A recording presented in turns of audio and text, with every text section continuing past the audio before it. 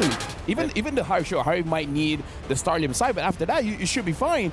And Homeboys closes it out with a Terizla. Well, we're jumping to the land of Dawn. Game number 2 here once again. After a close, action-packed game 1, we go at it for game 2. Looking to even out the series here, of course, for NIP Flash. There you go. And yes, there you go. It's not a mid lane Julian.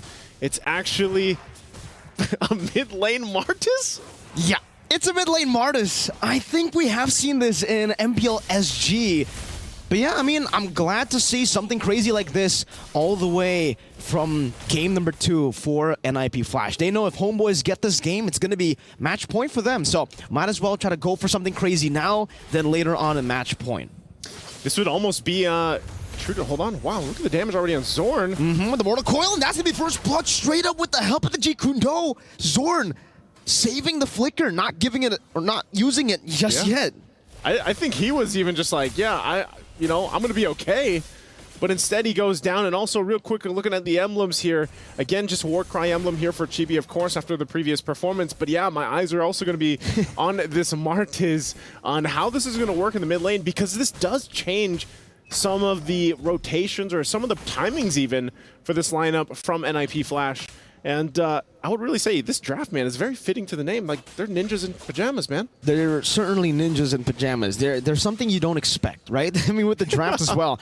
I feel like the idea is, if Homeboys wants to brawl, sure, let's brawl with them. Because that's what the Martis is meant to do in these brawls. Vanix, though, taking a wrong step forward, now punished instantly by the Chain CC and the Lycan Pounce. JPL, no way to actually go in towards Zorn or Nets, so he'll have to just concede that one kill back to Homeboys. That's a good pickup, though, too. You know, Nets getting that early kill already in the gold lane is going to help out with the matchup against the Harith. Of course, you know, lane-wise, it can be either or, but Turtle's up now. Objective for the taking here, and that's just going to be NIP Flash securing it very easily.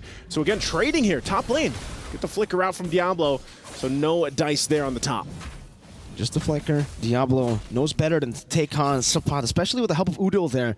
Chain CC, very, very easy to do with Homeboys' composition. But we do have a game fact here. From MSC 2017 until now, chose the most picked hero. With this pick as the 158th, recording over a 56% win rate from the start of MSC. That's, I don't know, we got to give him like a MSC skin or something. An MSC skin? he needs one. At this point, he's Mr. MSC. You know, and with the recent change to the show, I feel like that's really what put him in a position where when we made that transition to like old meta to where we are now, he fits so well in it because, you know, we've seen this so many times where it's all about the fighting, it's all about these skirmishes early on.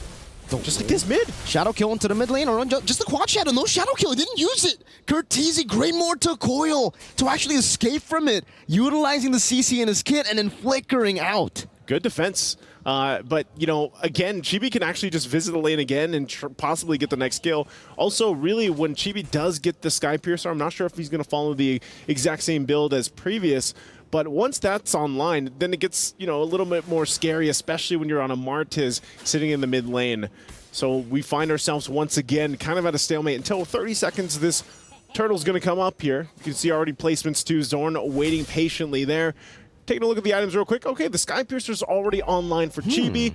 And on the other side, Hades hasn't locked in his first item just yet. He went for the penetration boots, so he's got that. And then over, even for the Martis here, for Curteasy, doesn't have his just yet. So, again, Sky Piercer is going to be picked up almost all the time first because it's only 1,500 gold. You know, it's pretty cheap for the amount of pressure it can apply to these fights on a Hayabusa. Yeah, and for Hades, you know, on the Julian, I think it's normal right now to see Julian just go for the Holy Crystal first item, and that's what he's pathing for in the item builds. JPL trying to find an angle now as Homeboys are first onto the second turtle of the game.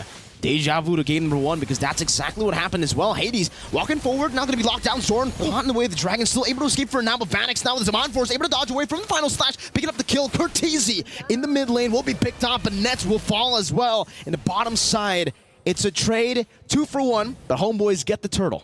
Oh, okay. JPL should be fine.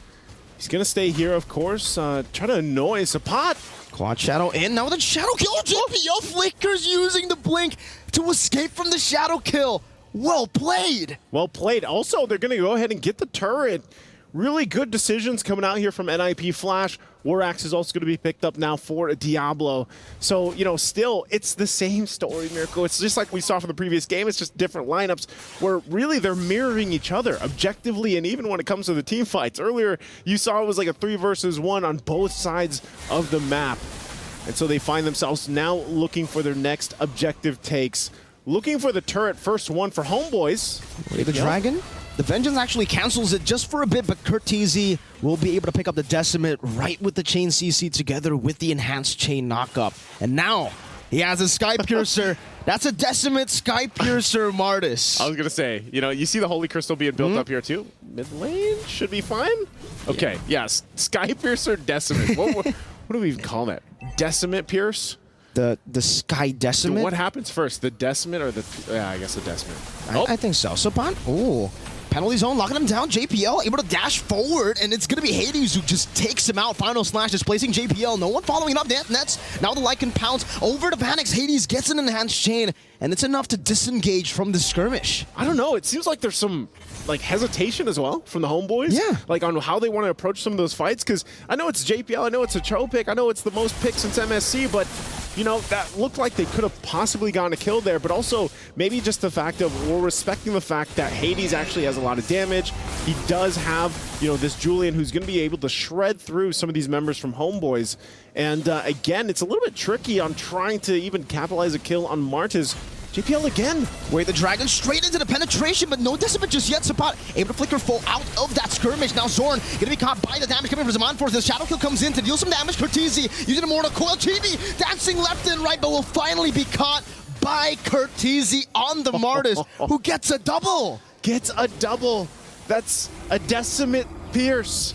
The Sky Piercer Decimate combination is too much for Homeboys to handle. Skibbity Martis. Skibbity Martis, mid lane. Knock up, forcing to Purify. I'm offended from Diablo, but the final slash catches them. Zorn unable to capitalize on that final slash, and it's actually him who gets picked off.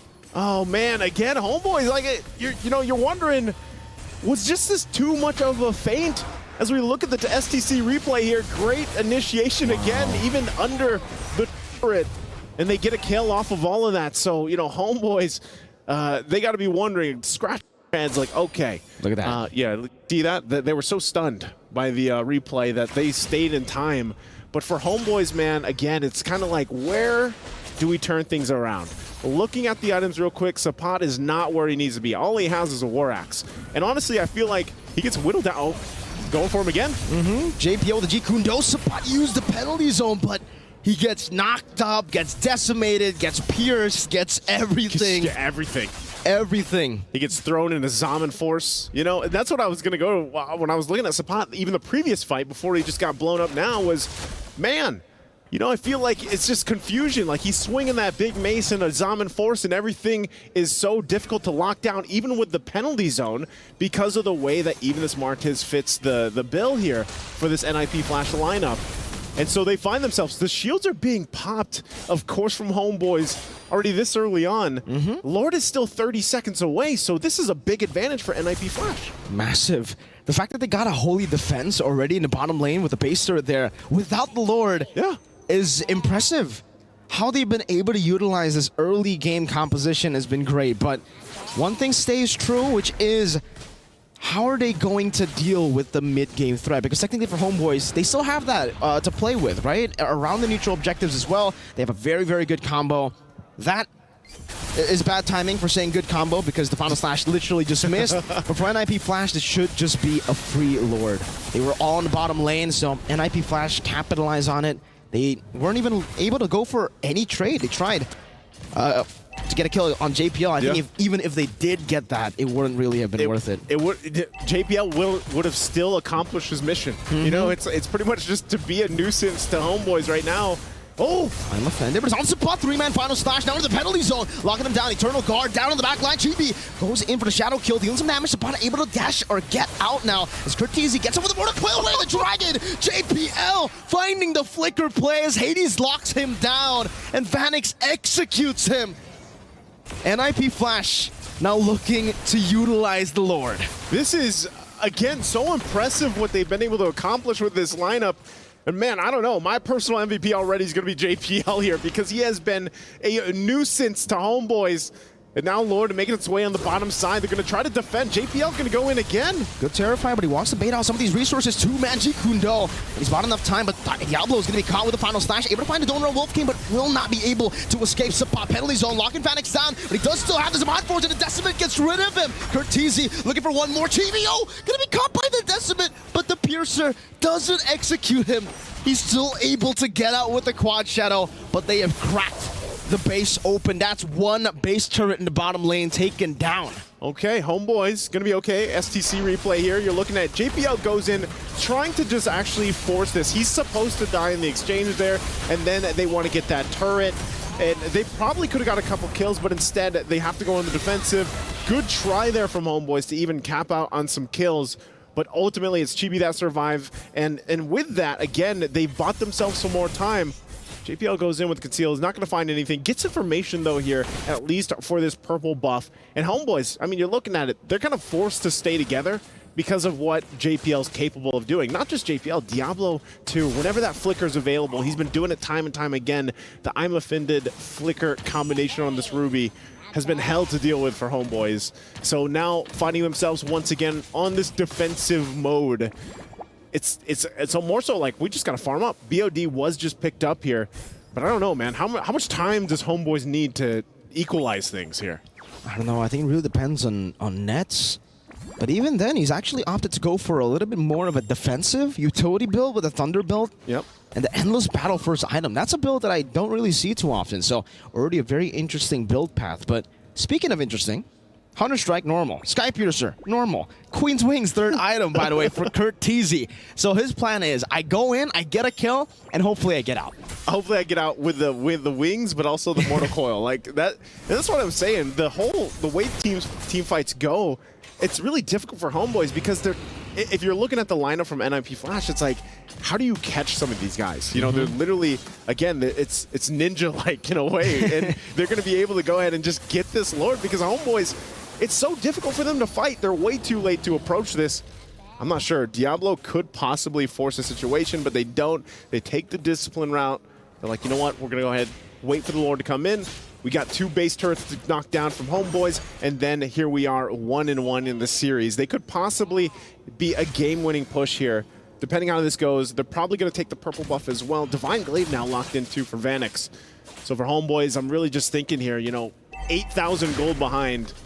You somehow need to withstand the pick-off potential that's going to be forced from NIP Flash as they kind of just have to watch. Oh, hold on, Zorn. And that's Shane canceling out that final slash, but for them, it's all about utilizing the Lord, right? They don't want to get too aggressive, but right as I say that, that's a conceal from JPL. G Kundo possibly onto Udil, uses the Shunpo, and he was able to zone them away from that base turret. Easy take for NIP Flash, as now they're looking for the final base turret up top. Chibi sent to deal with it. Hades now looking for it. Shadow kill used up, but the winner crown is there. Chibi dashes forward. Watch out, JPL with a Way of the Dragon, and Diablo takes him out. Final penalty zone onto 3 members. That's going to enhance Shane to knock them up straight into Vanix's damage. On this Mod Force, Vanix going wild. Getting the triple kill as Curtizi goes godlike. NIP Flash 1-1. And ladies and gentlemen, we have a series on our hands. Man, like true ninjas in pajamas, NIP Flash comes out with a brilliant lineup. Something a lot of people did not expect. Well, what we can say is it's definitely a brawl. And talk about, okay, first of all, let's talk about this Martis pick. We talked about this during the draft. It is one of the things that we've seen in MPLSG, but I thought in MNC they would be like, okay, maybe this won't work here, but they're just like, we're bringing in the Singapore flavor to MSC, so they showed up with the Martis mid with the Sky Piercer, and it worked out. I mean, it almost feels like a counter to the aggressive assassin builds that some teams are bringing, just because how do you even deal with that in the early game? Especially because Sky Piercer is so cheap. Yeah. One of the cheapest items out there. And also because of the fact that Martis just won't work. I mean, when it was first phase picked by NIP Flash, I already told you guys that